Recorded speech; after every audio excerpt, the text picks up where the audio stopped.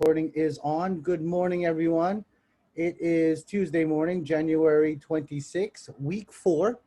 Next week is your midterm, and we're going to talk about that. And but before we do, what's due today? Your task 3, discussion 3, and your lesson case. And just as a quick review on why we're studying what we're studying.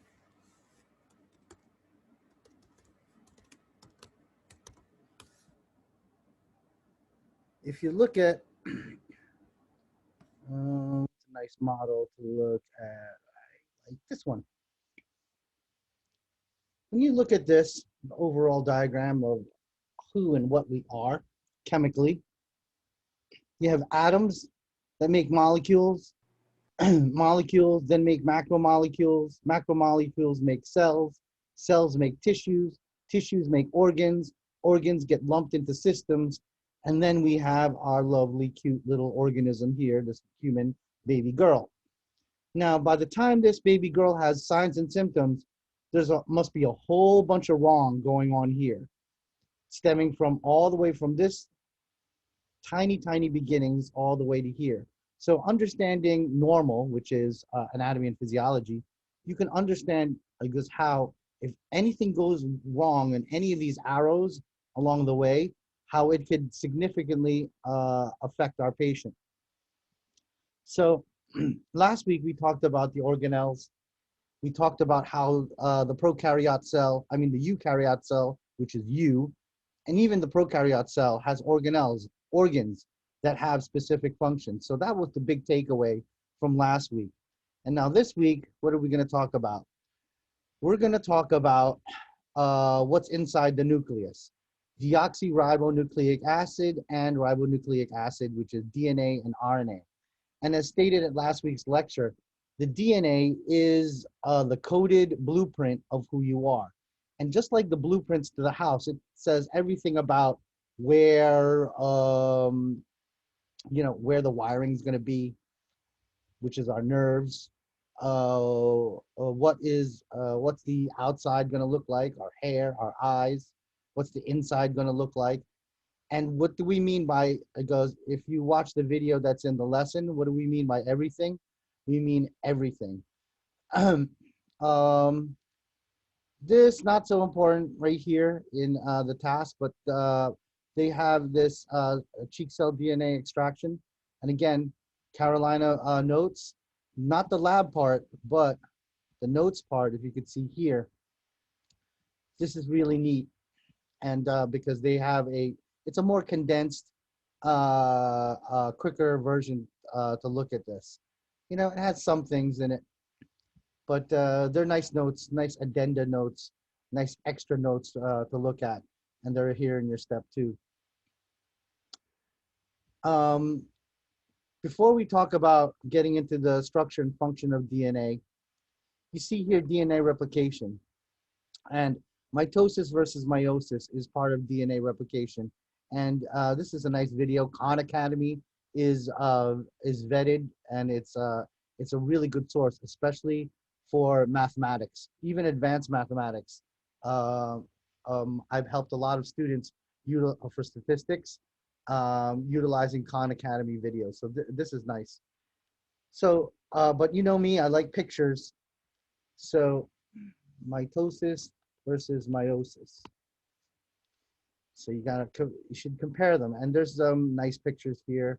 And I like this kind of picture. So mitosis versus meiosis. How does the cell divide? And we already learned from last week that in order for the cell to divide, the DNA has to be doubled up because I'm dividing. Because if I keep on dividing without doubling up the material that's inside the cell, then I'll wither away to nothing. So in order to have growth, you have to divide and you have to double up the material. And that's what this is. But these are 2 different types or 2 different ways that our genetic material here in the form of these little chromosomes get doubled up. So it always goes through prophase, metaphase, anaphase, and telophase, PMAT. But mitosis, if you could see here, what does mitosis yield? Mitosis yields exact copies of whatever you started off with. So if you started off, like you will start off with a cell that is 2N. And what does 2N mean? 2N means it means it's a somatic cell. It's an actual living thing that has complete number of genetic material. That's 2N. So mitosis is only divides once. So it doubles up its genetic material, divides only once, and its daughter cells of mitosis are somatic cells. So when you start off with a heart cell, what are you going to end up with? You're going to end up with a heart cell. If you start off with a brain cell, you're going to end up with an exact copy of a brain cell. And that's what we call a somatic cell, soma meaning body, right? If you just want to replicate something. And that's mitosis. Now, meiosis is different. And if you could look here, there's two sets of divisions, meiosis 1 and meiosis 2. And at the very end, you start off with 2N, right? But you end off with only 1N chromosome, meaning half the chromosomes you'll need. And the daughter cells of meiosis are what we call gametes, or either sperm cell in male and ovum or egg in female. Let's see if there's a question in the chat. Mitosis. These are both forms of division, right? You need to double up your genetic material and divide. Now, the difference between mitosis and meiosis, there's two major differences. One, mitosis only divides once. Meiosis, you can see here, divides once, twice. And mitosis, and then the next major difference between mitosis and meiosis is that what you end up with. Mitosis is for somatic cells or body cells, cells that you want to make exact copies of. So if you start off with a 2N genetic material, meaning complete heart cell, you're going to end up with 2N genetic material heart cell. You start off with 2N genetic material brain cell, you're going to end up with 2N amount of genetics complete brain cell. Okay, that's mitosis. But meiosis, it's all about the gametes. It's all about 1N, right, which is either sperm for male and ovum or egg for female. And that's how it goes. So you get 1N from daddy, 1N from mommy. That makes you 2N, a complete human being. So that's mitosis versus meiosis. And you could also see here. Here's another example of what we talked about, N. N is stands for the number of genetic material. So if mitosis, you start off with 2N or diploid, right? So you start off with 46 chromosomes or 2N, you're going to end up with 46 chromosomes, 2N. And that's what should happen when you're making somatic cells. But if you're making sperm cells or ovum or egg, you start off with 46, divide twice, and you end up with only half the genetic material, okay? So, and you end up with 4 half genetic material cells instead of 2 whole complete. So diploid, 2N or 46 chromosomes, that's what you end up with mitosis. And 1N, 23 chromosomes, that's what you end up with haploid. And the N is the number or amount of genetic material, as we now know as DNA, deoxyribonucleic acid. Okay, so that's mitosis versus meiosis. Now, what does DNA look like? Okay, now that we see how it replicates, now we know the difference between mitosis and meiosis. Let's now look at what does DNA actually look like. And if we go here into lesson 4, there's this lovely video here. this is really, really complete. This is nice. So let's break this video down. It's just beautiful, isn't it? It's mesmerizing. It's double helix sighting. You really can tell just by looking at it how sort of important and amazing it is. It's pretty much the most complicated molecule that exists, and potentially the most important one. It's so complex that we didn't even know for sure what it looked like until about 60 years ago. And so multifariously awesome that if you took all of it from just one of our cells and untangled it, it would be taller than me. Now consider that there are probably 50 trillion cells in my body right now. Laid end to end, the DNA in those cells would stretch to the sun not once, but 600 times. Mind blown yet? Hey, you want to make one? So before we move further, the theme of DNA is it's a compactness. Remember, it's the code of who you are. It's everything. It's how you're gonna grow, how tall you are, what color hair, like, I mean, everything. And even now, the American Psychiatric Association and the American Psychological Association both agree on several key experiments that now 40% of your actual behavior is already encoded. So let's say, for example, either your mom or your dad had some anger issues, guess what you're going to have? Even though you may or may not have been raised by that person. And how did they figure this stuff out? They use twin studies. They look at twins, and they also look at twins that have been adopted. So it's not only there is a significant portion of your DNA or the blueprint of who you are that comprises who you are. And we also know that in healthcare that many of the preventable diseases are due to behaviors. So overeating, binge eating, smoking, drug abuse. So that was happened about 6-7 years ago. That's a significant finding to know that your DNA also kind of dictates a little bit of how you even act and how your behaviors are.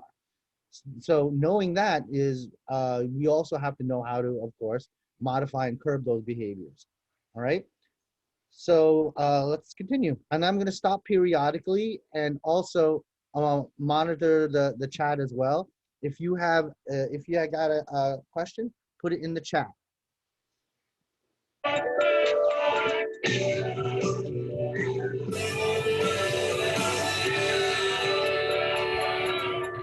Of course, you know, I'm talking about deoxyribonucleic acid, known to its friends as DNA. DNA is what stores our genetic instructions, the information that programs all of our cells' activities. It's a 6 billion letter code that provides the assembly instructions for everything that you are. And it does the same thing for pretty much every other living thing. I'm gonna go out on a limb here and assume that you are a human, in which case every body cell that you have, or somatic cell in you, has 46 chromosomes, each containing one big DNA molecule. These chromosomes are packed together tightly with proteins in the nucleus of the cell. DNA is nucleic acid, and so is its cousin, which we'll also be talking about, ribonucleic acid, or RNA. Now, if you can make your mind do this, remember all the way back to episode 3, where we talked about all the important biological molecules, carbohydrates, lipids, and proteins.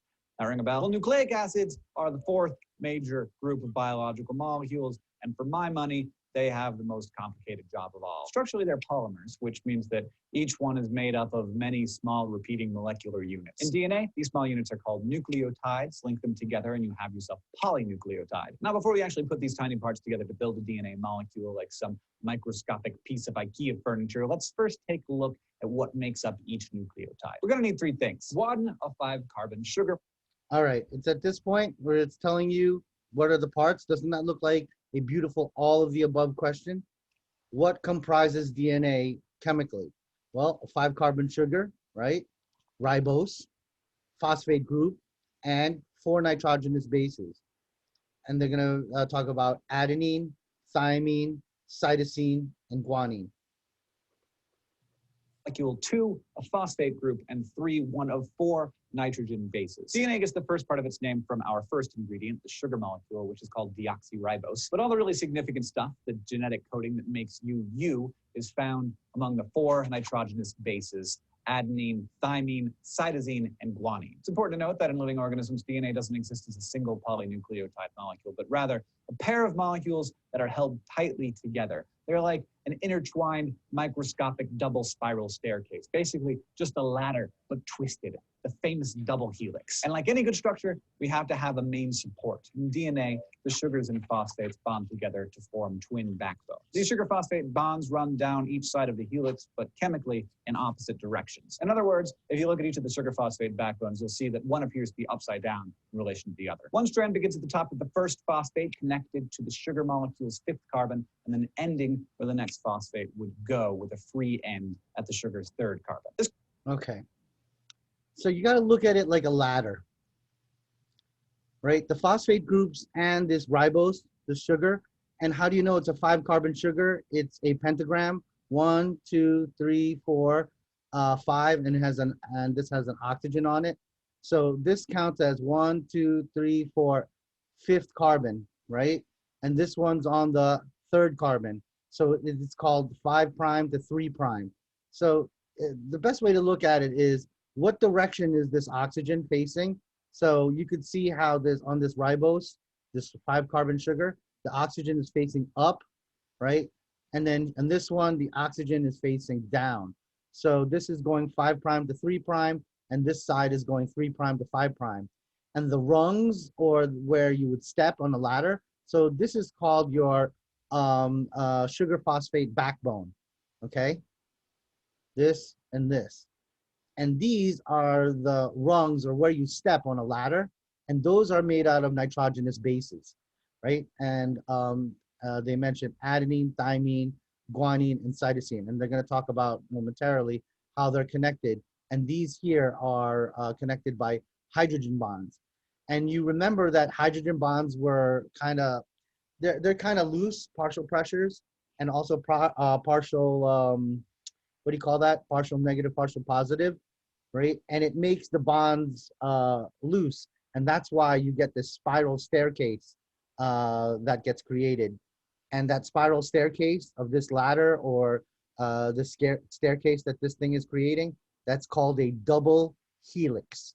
And that's how you know you have DNA. A pattern called 5' and 3'. I've always thought the deoxyribose with an arrow, with the oxygen as a point. It always points from 3' to 5'. Now on the other strand, it's exactly the opposite. It begins up top with a free end at the sugar's 3rd carbon, and the phosphates connect to the sugar's 5th carbons all the way down. And it ends at the bottom with the phosphate, and you probably figured this out already, but this is called the 3' to 5' direction. Now it is time to make ourselves one of these famous double helices. These two long chains are linked together by the nitrogenous bases via relatively weak hydrogen bonds. But they can't be just any pair of nitrogenous bases. Thankfully, when it comes to figuring out what part goes where, all you have to do is remember that if one nucleotide has an adenine base, only thymine can be its counterpart. Likewise, guanine can only bond with cytosine. These bonded nitrogenous bases are called base pairs. The GC pairing has 3 hydrogen bonds, making it slightly stronger than the AT base pair, which only has 2. It's the Okay, let's go back to that because that's important. has 3 hydrogen bonds, making it slightly stronger than the AT base pair, which only has 2. Okay, so the base pairs, or the rungs, or the steps on these ladders, adenine can only bind with thymine, and the binding is with 2 hydrogen bonds. And guanine can only bind with cytosine with 3 hydrogen bonds. This is a very classic, and that's why, and they're flexible. And since they're flexible, they'll start twisting. So it won't be this straight up ladder, and it'll be what they call the helix, and it's going to be like a kind of like a spiral staircase. Okay, so AT, and I almost always draw it with 2 lines here. So that's 2 hydrogen bonds. GC, you always draw it with 3 lines, and that will be 3 hydrogen bonds. Order of these 4 nucleobases, or the base sequence that allows your DNA to create you. So AGGTCCATG means something completely different as a base sequence than, say, TTCAGTCG. Human chromosome 1, the largest of all of our chromosomes, contains a single molecule of DNA with 247 million base pairs. If you printed all of the letters of chromosome 1 into a book, it would be about 200,000 pages long. And each of your somatic cells has 46 DNA molecules tightly packed into its nucleus. That's one for each of your chromosomes. Put all 46 molecules together, and we're talking about roughly 6 billion base pairs in every cell. This is the longest book that I've ever. Now, of course, he's going to belabor that point, but the point is, it's a code. It is tightly packed, and it has ridiculous amounts of information on it. It's so complex that it's only I think it was 1989 after decades and decades that we figured out at least this part of the code. But now we're to the point where we're now identifying ways or potential ways to turn on and off certain genes. Let's say, for example, I found a gene to cancer. Let's say you have a predisposition to cancer. Wouldn't it be great if I could turn that off? Or if you have a predisposition to obesity, wouldn't it be great if I can turn that off? And that's the real main function of genetics, not to make a perfect human being, but you know, when we're looking at molecules, cells, we're trying to get to the pathology at its source, and DNA is its source. So let me go forward because he keeps on talking about how much is in the code, which we already understand. I'll give you one base sequence. You give me the base sequence that appears on the other strand. Okay, here goes. So we got a 5' AGG. Okay. Here is a classic NCLEX question. So on a scrap piece of paper, write down 5' and then A, G, G, T, C, C, G. And I'll give you, and then 3' on a scrap piece of paper. And I'll give you, let's do this. Let me do it on my scrap piece of paper here so we can all look at it. So one end is going to be 5', and then the code will be A, G, G, T, C, C, G, and then the other one would be a 3'. Now we know that DNA is double-sided, so there's 2 strands. This is only one part of the ladder. Now a classic question would be to find its complement. And what 2 things that we already know? We already know that DNA, if one side is 5' to 3', the other side has to be what? 3' to 5'. And we can now fill in the blanks here because we know, what does A always match up to? It always matches up to a T. What does G always match up to? C. C. T always matches up to an A. C always matches up to a G. G always matches up to a C. And then we end with 5'. So this is a classic question. I can give you this part.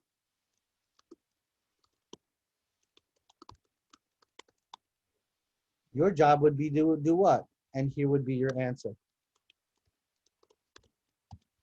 So if you didn't get that the first time, you know, copy it down and then try it at home. How it goes. So the 2 keys to this is knowing the direction. So this is 5' to 3'. So you label your complement strand 3' to 5'. And then what do? You just match it. A's always goes with T's. T's always goes with A's. So that's an A. So this is a T. G's always goes with C. C always goes with G. So if I have a G here, then there's a C. C, T, A, C, G, C to G, G to C. And of course, if this is running 5' to 3', this one is running backwards, 5' to 3'. So that's how you know you have DNA. You have 2 strands, and then here in the middle that we didn't draw, there's 2 hydrogen bonds connecting A's and T's, 3 hydrogen bonds connecting G's and C's. Does anyone have any questions on how goes, how I figured this out and on how to do this on an exam, because you're going to have at least 2 or 3 of these on your midterm, and you're going to definitely see this again for you future nurses in the room for NCLEX. This is a classic NCLEX question. If given one strand of DNA, what would the other strand look like? So pay attention to what it matches to and pay attention to the direction. If one side goes 5' to 3', the other side has to go 3' to 5'. Okay? So if there's no questions, if you got a question, put it in the chat. If you want me to have another example, we can. Okay?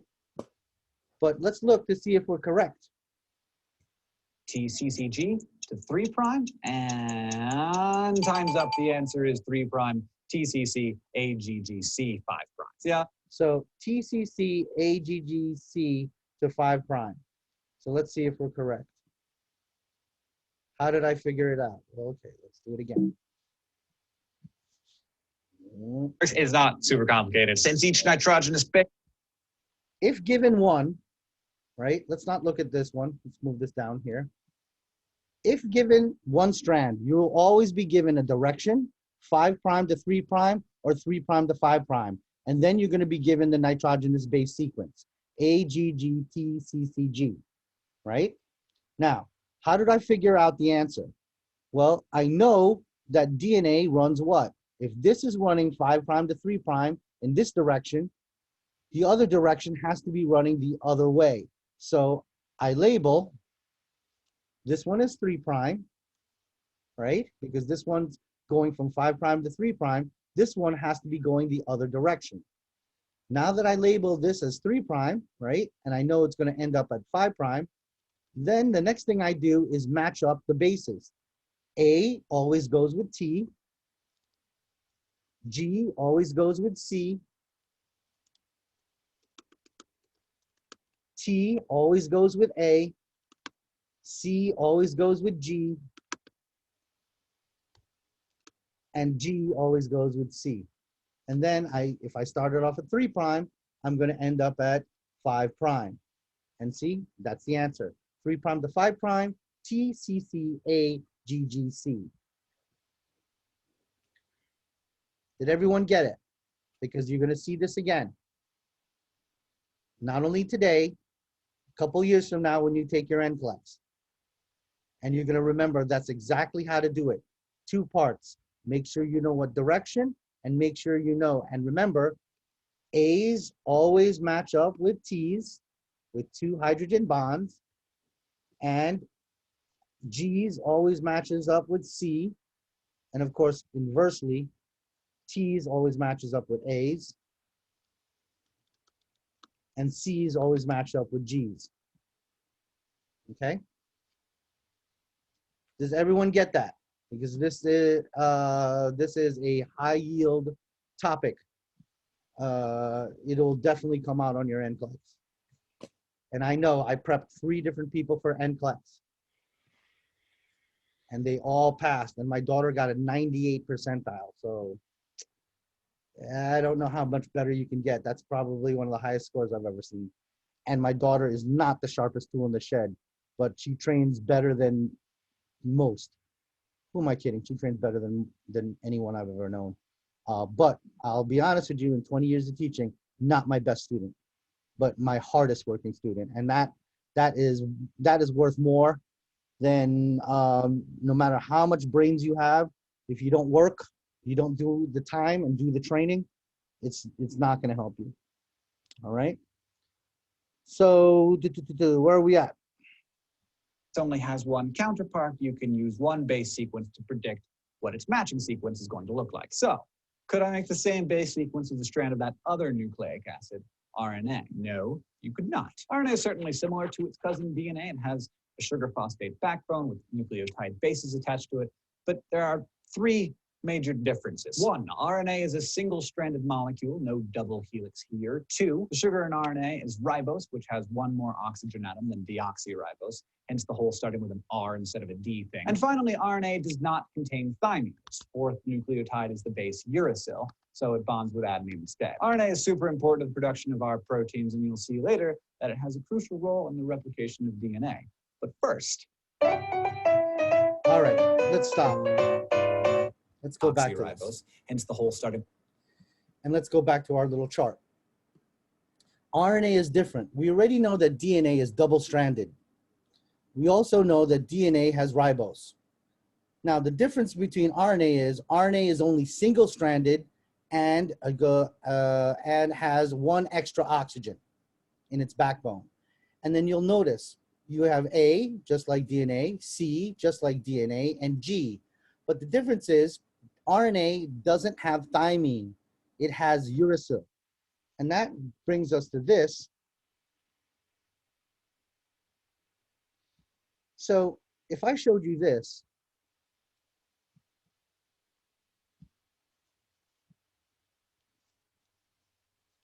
you would automatically identify this thing right here as DNA. Because you see, there's thymine in it. And there are two strands running counter to each other. One strand going 5' to 3', the other strand going 3' to 5'. So this up here, this is an example of DNA. Now, let's have an example of RNA. RNA would be something like this.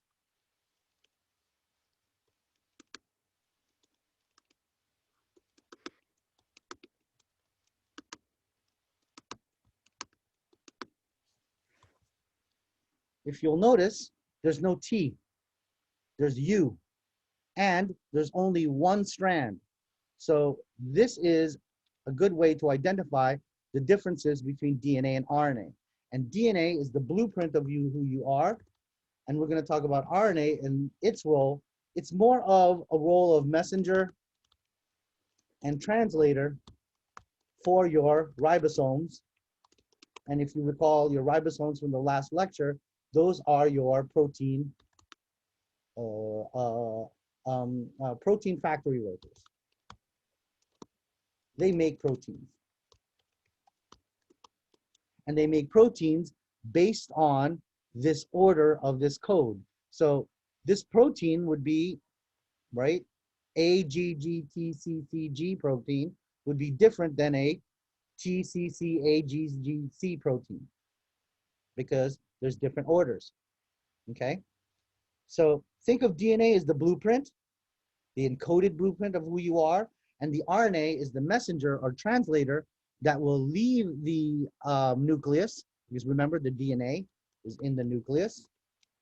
Now the RNA then leaves the nucleus because if we recall the last lecture, the ribosomes are not in the nucleus. They're either floating around in the cytoplasm or they're connected to rough endoplasmic reticulum, which is right there connected to your nucleus as well. And it makes sense that these two things are right together. So you have the blueprint, you have the messenger or / translator, right? And then you have your protein factory workers, which are the ribosomes, okay? And the proteins then carry out the blueprint of what we want to do. So if the blueprint is for you to be a heart cell, then the proteins will form the proteins required to either build a heart cell or to make a heart cell happen. And that's essentially, if you look at that, that's essentially how you are living, how it goes. And that's the beauty of medical, is it's the truth. It's exactly how things go down. And there's evidence and there's thousands and thousands of research. And it's also the reason why we ask you to find .edu, .org, .gov vetted sites.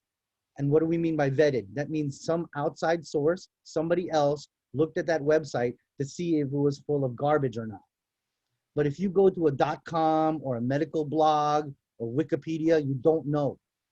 You don't know who wrote it and you don't know if it's true or not. That's why I go, it would behoove you to listen to any media source outlet because to be honest with you, I don't know where they're getting any of their numbers.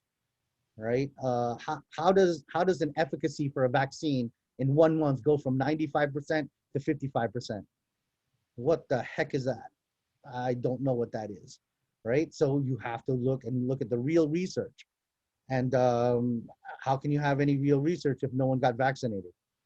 See, so that's like a very odd catch-22 situation that's going on now. So know the difference between RNA and DNA. RNA has U, RNA has an extra oxygen on its ribose, and RNA is only single-stranded. R instead of a D thing. And finally, RNA does not contain thymine. Its fourth nucleotide is the base uracil, so it bonds with adenine instead. RNA is super important to the production of our proteins, and you'll see later that it has a crucial role in the replication of DNA. But first, I'm just gonna skip the part.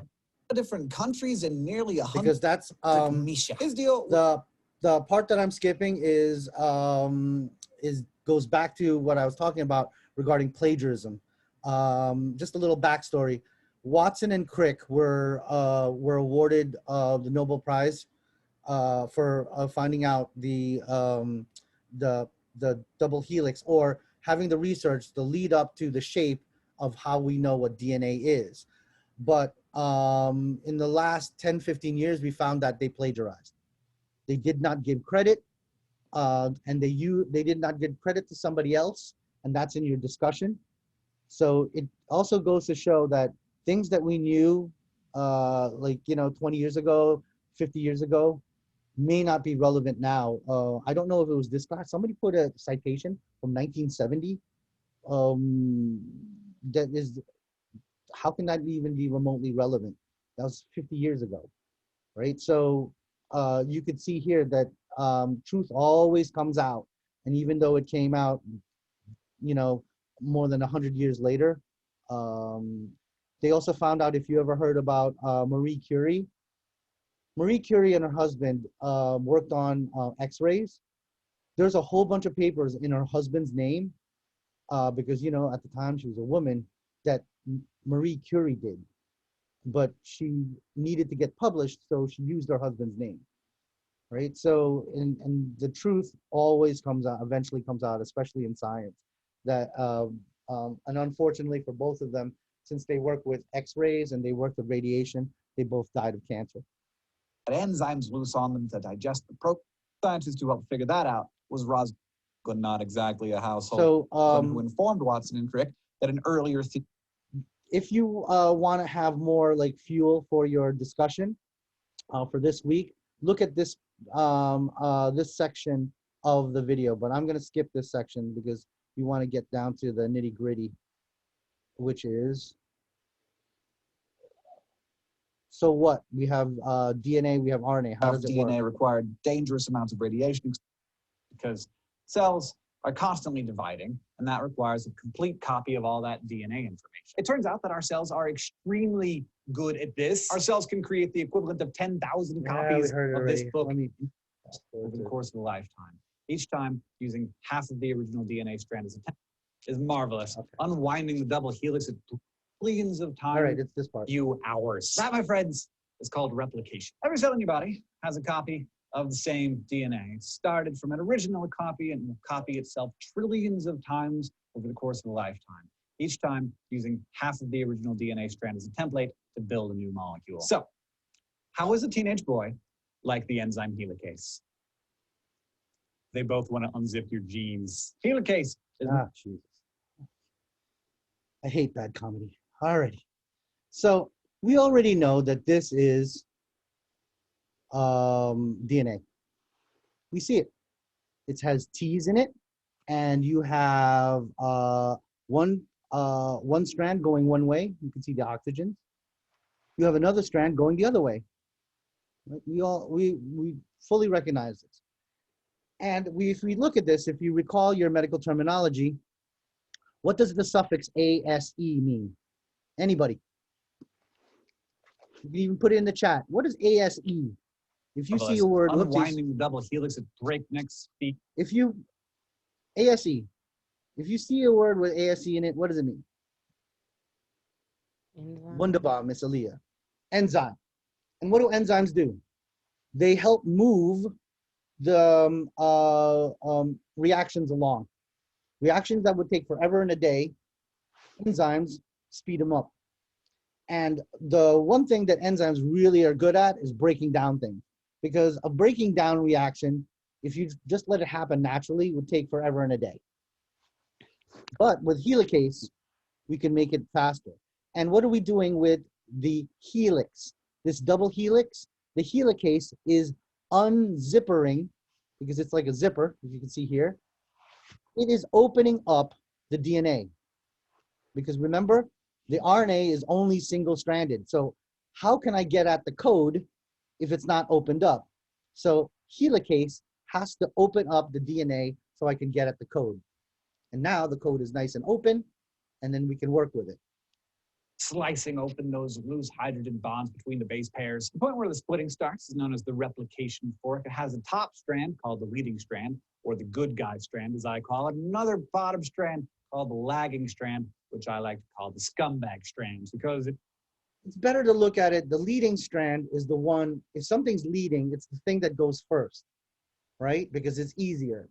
Now the lagging strand, we call it the lagging strand because it's lagging behind. It's slower.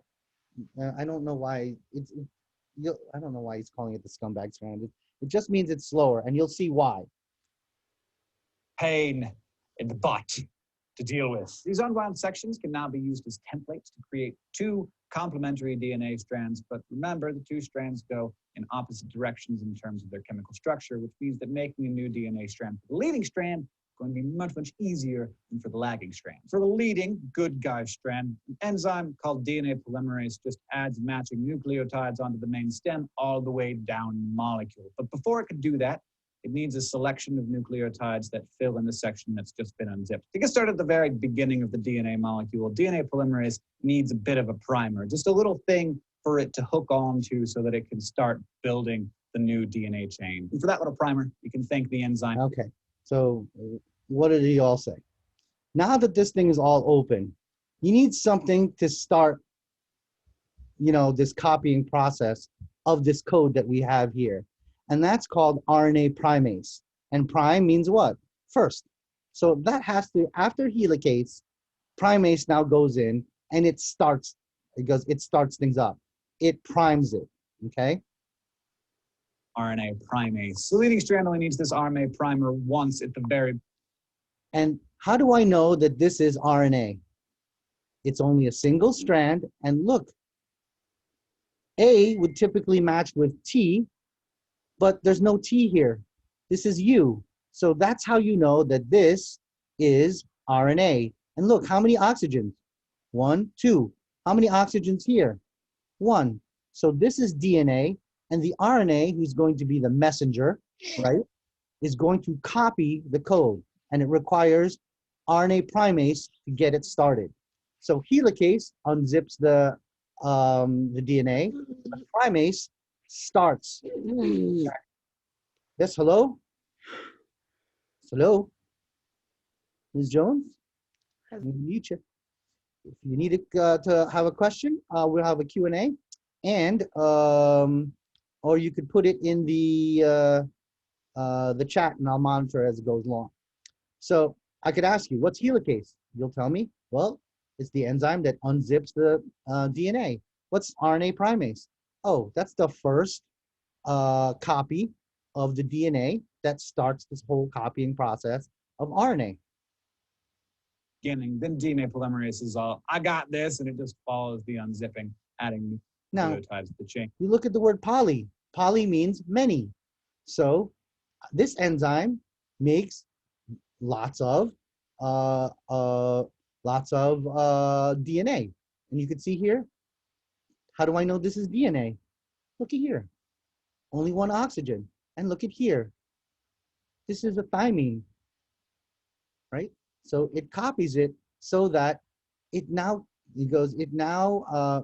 makes, and it does it here as well. We're going to talk about the lagging strand, but here on the leading strand, it does it quite easily, right? You have the RNA primase and the DNA poly, and that's why it's called the DNA leading strand, because it's quicker. It's 5' to 3', and it's quicker. That's why they call it the leading. And it's, well, in his words, less of a pain in the butt because it's quicker and easier. Now let's look at the little bit variation here, because remember, this is going one direction, okay? But the problem with the lagging strand, it's going in the other direction. And DNA poly only goes from 5' to 3'. So what do we need to do when the lagging strand is going backwards? Well, this is what we do. Continuously all the way down the molecule. Copying the lagging or scumbag strand is, well, it's a freaking scumbag. This is because DNA polymerase can only copy strands in the 5', 3' direction, and the lagging strand is 3', 5'. So DNA polymerase can only add new nucleotides to the 3' end of a primer. So maybe the real scumbag here is the DNA polymerase. Since the lagging strand runs in the opposite direction, it has to be copied in a series of segments. And here, that awesome little enzyme, RNA primase, does its thing again, laying down an occasional short little RNA primer that gives the DNA polymerase a starting point to then work backwards along the strand. This is done in a ton of individual segments, each 1,000 to 2,000 base pairs long, each starting with an RNA primer. These are called Okazaki fragments. After the couple of married scientists who discovered this step in the process in the 1960s, and thank goodness they were married so that we could just call them Okazaki fragments instead of Okazaki-someone's someone fragments. These allow the strands to be synthesized in short bursts. And then another kind of DNA polymerase has to go back over and replace all of those RNA primers. And then the little fragments gets joined up by a final enzyme called DNA ligase. And that is why I say that the lagging strand. Okay, in review. Let me mute this guy. Now you can see why they call it the lagging strand, because it's going to lag behind, because it's going to get complicated, but not too complicated. So the first thing you got to know about the lagging strand is, instead of RNA primase, they have Okazaki fragments.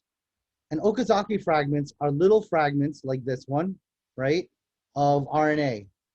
And they're interdispersed, like they skip. Like, so they'll do one section and then skip over and do another section. And DNA poly then has to go over the missing sections and then run over those parts and then jump ahead and then run over those parts. So it's kind of like going backwards in steps. And DNA ligase, and what's a ligand? A ligand is something that connects something to another. So if I say Okazaki fragments or DNA ligase, you know that we're working with the lagging strand, okay? And DNA poly, which is a beautiful both A and B question, always does both strands. But you could see how the lagging strand takes a lot longer because it has to like do like hopscotch. It has to jump from section to section to section because it's going the opposite direction. But the leading strand just goes straight through with it. All it does is RNA primase, and then boom, DNA poly throughout the whole thing. But Okazaki fragments, DNA poly, and DNA ligase, that is the lagging strand, and that process takes longer. Okay? So that's the leading and lagging strand. Let's look at an example of a question that could be asked on my exam, or any future exams. So we have this blueprint, right? We have this DNA, right? Okay. Let's say I unzipped it. And this, of course, would be the leading strand because it's going from 5' to 3'. And the backward strand, 3' to 5', that has to be the lagging. So I could ask you, if I opened all of this up, what would the matching RNA look like? Now, in the leading strand, right, I'd start with 3'. Now, A would typically match with T on a DNA, but we now know that RNA doesn't have a T. It has a U, right? But it has G's and C's. We know that. The T matches up with A. G's and C's still good. G, C, and then of course we end up with 5 prime. Now, this would be the Okazaki fragment or matching RNA. And how do I know it's RNA? It's got that U in it that matches up with A, right? And could you do the same thing with this? Yeah. Instead of 3 prime, I put 5 prime. T matches up with A, C matches up with G, A matches up with U, G matches up with C, C matches up with G, C matches up with G, and then I started off with 5 prime. This will be my 3 prime. So this will be my matching RNA. And how do I know it's RNA? Single strand, has a U in it.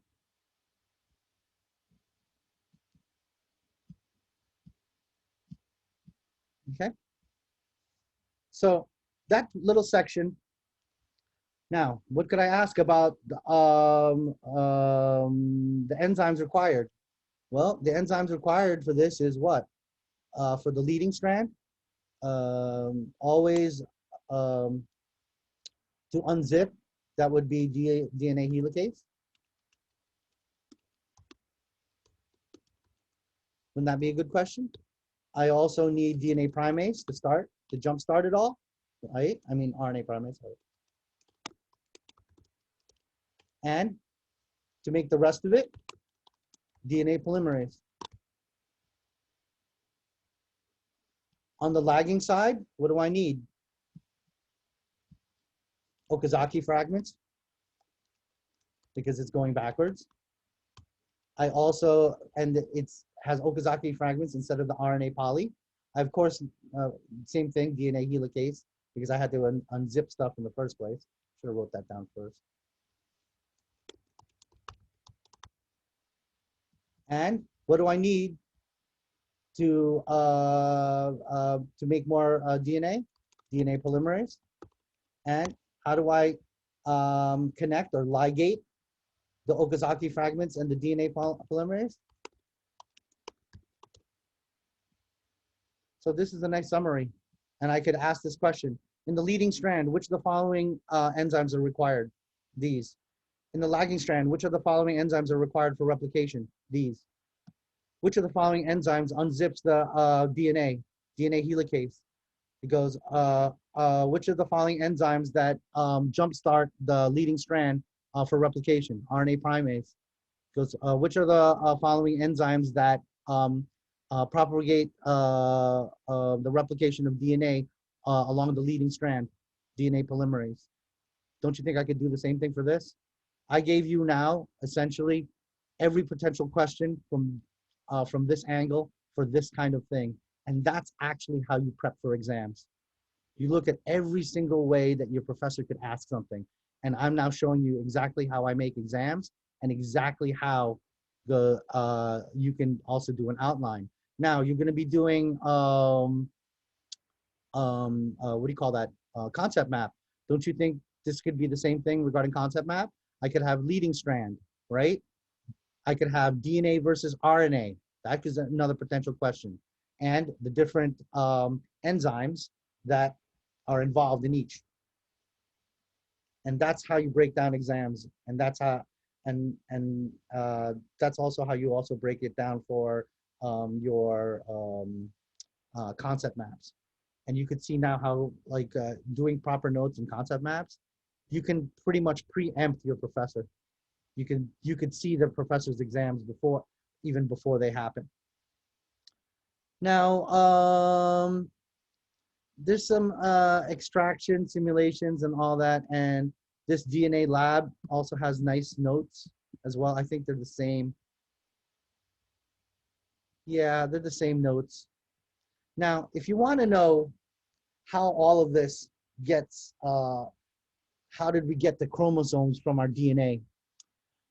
This is the DNA double helix, and we recognize that, right? You have your backbone chain, and then you have your bases connected by hydrogen bonds. Now, you could see how all of this can be coiled. And there's these proteins called histones that wrap around these coils. So, and then those wrap around those, and those wrap around those, and then they wrap around even more coiled, hypercoiled into a condensed chromosome. And we have 23 pairs or 46 of them, right? And remember, those are, it goes, and those get even coiled even more in the nucleolus of the center part of your nucleus, which was last week's lecture. But you could see how one leads to another and leads to another. And this is how you can have all the information of who you are, all your processes, all the chemistry, all the biology, all the anatomy and physiology, everything on a human being on a single, it goes on a single nucleus. That should freak you out, okay? That's why we can take a cheek cell, and in theory, I can extract everything who you are just from a cheek cell, in theory. But it's a little bit more complicated than that, okay? And genes are, it's just, you know, in the form of chromosomes. Genes are, you know, the anatomic code of who you are. So you have genotypes and phenotypes, and we talked about that last week. The genotype is the genes itself, but the phenotype is what physical attribute is going to come out. So you can have a gene, right, or a chromosome, right, maybe this part of this chromosome that says you're going to be tall. And then the phenotype would, if it gets expressed, then you get, you know, become 6'9", okay? As a side note, there's 4 different variants for height. So it's not one characteristic to one gene. There's multiple loci or locations of things on your genes, and we still haven't figured that stuff out yet. This thing here is Punnett Square, which is we talked about DNA. What is it? I think this is the one that was missing. That's not a good thing. Let me show you a Punnett Square. Hey, little guy, aren't you supposed to be in school? Let me deal with my kid. Go back to school. Go away. Go away. Go back to school. My baby got away from his grandmother. All right, just hang out there if you want to play hooky. All right. So, what's a Punnett Square? It's the thing that we kind of talked about last week. And let's talk about sickle cell. I believe we talked about it in the case. And again, it's another, because it's another very high yield NCLEX. Yeah, I'm teaching. You have no internet?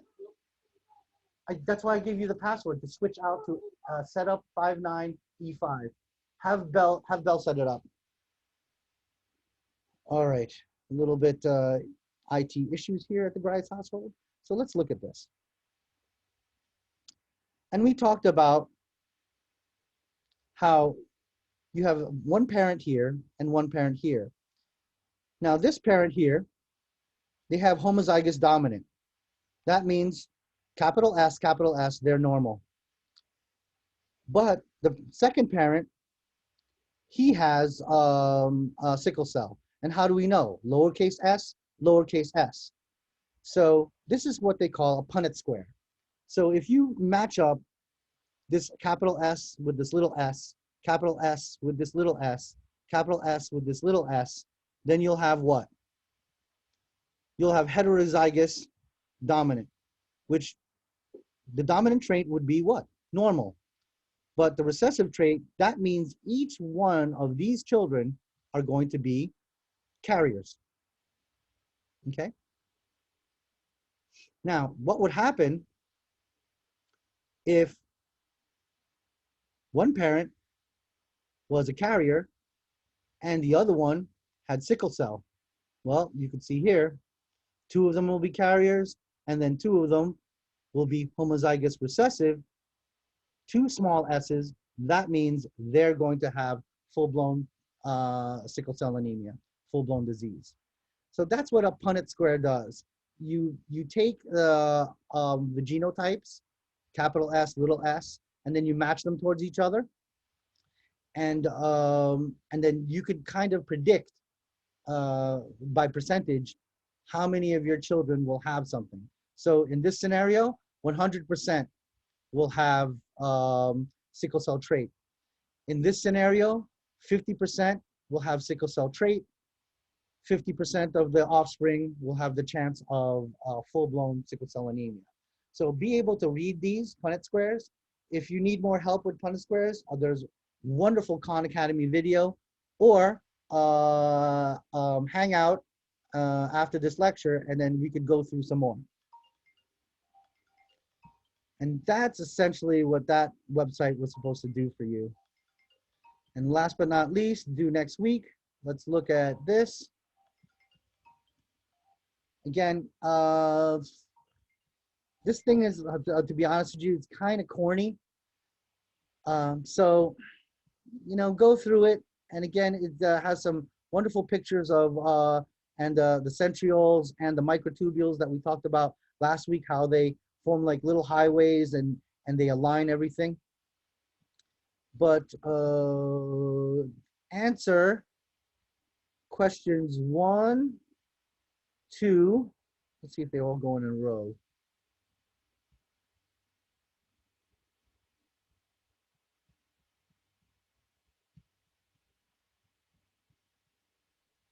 Yeah, 1, 2, and then 1, 2, 3, 4, 5. So there's 7 total questions that I see. So go through this. This is a nice little review, but they do it like in a kind of corny way, in my opinion. But hey, sometimes corny makes you remember stuff. So there's only 7 questions for next week. So that's due. And of course, now we have to talk about what does the midterm going to look like. 595. Okay, gang, I'm gonna have to have a break because I have a little internet issue with my kids. Let's give it till like 10:10 a.m. And then we can do Q and answer, and maybe some more Punnett squares, and maybe some more examples of DNA to RNA replication. All right, I'll be right back. Just give me 10 minutes.